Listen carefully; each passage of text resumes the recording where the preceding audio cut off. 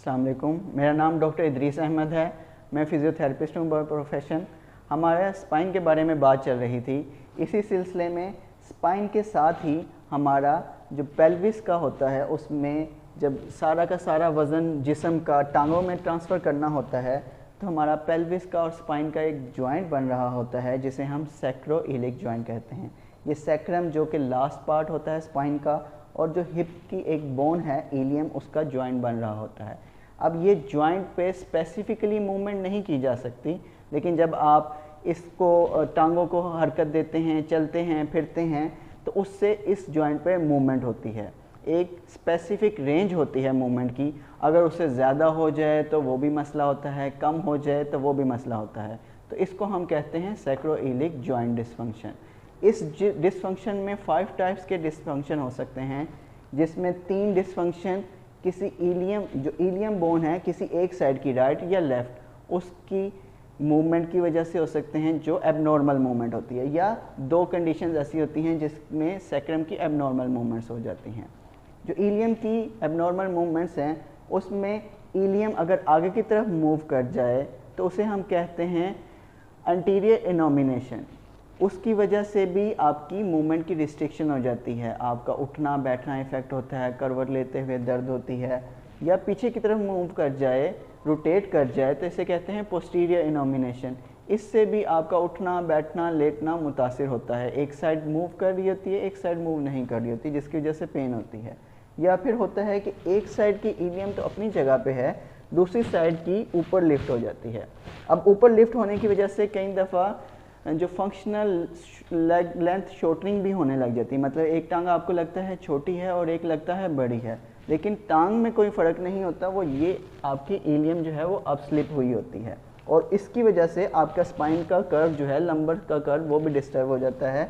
जिस साइड पे up slip हुई होती है उससे दूसरी साइड पे वो डेविएट हो जाता है। ठीक है, तो इससे भी आपको कमर में दर्द भी हो सकती है और आपको टांगों में दर्द भी जा सकती है। एक सरप्राइजिंग बात है कि जितने भी हमारे पास पेशेंट आते हैं कमर दर्द की कंप्लेन के साथ, उसमें 80% को एसआई जॉइंट डिसफंक्शन होता है। बाकी 20% को कमर में कोई मसला होता है, या डिस्क स्लिप होती है, या इस तरह की चीज़ें होती हैं।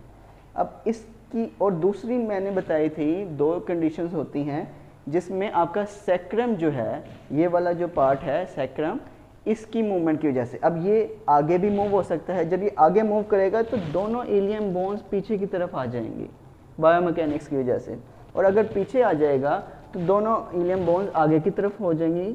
तो इससे भी आपकी मूवमेंट इफ़ेक्ट हो जाती है, आपकी बायोमैकेनिक्स डिस्टर्ब हो जाती है और फिर पेन होती है। और ज़्यादा देर के लिए अगर बायोमैकेनिक्स डिस्टर्ब रहे तो यहाँ पे इन्फ्लेमेशन हो जाती है, जिसको हम कहते हैं सैक्रोइलिक जॉइंट इन्फ्लेमेशन या सैक्रोइलियाइटिस। इसके सिम्टम्स क्या होते हैं? पेशेंट कंप्लेन होती हैं कि उसकी कमर में दर्द है। वो नहीं बता सकता कि एसआई जॉइंट में दर्द है, क्योंकि उसको इल्म नहीं होता।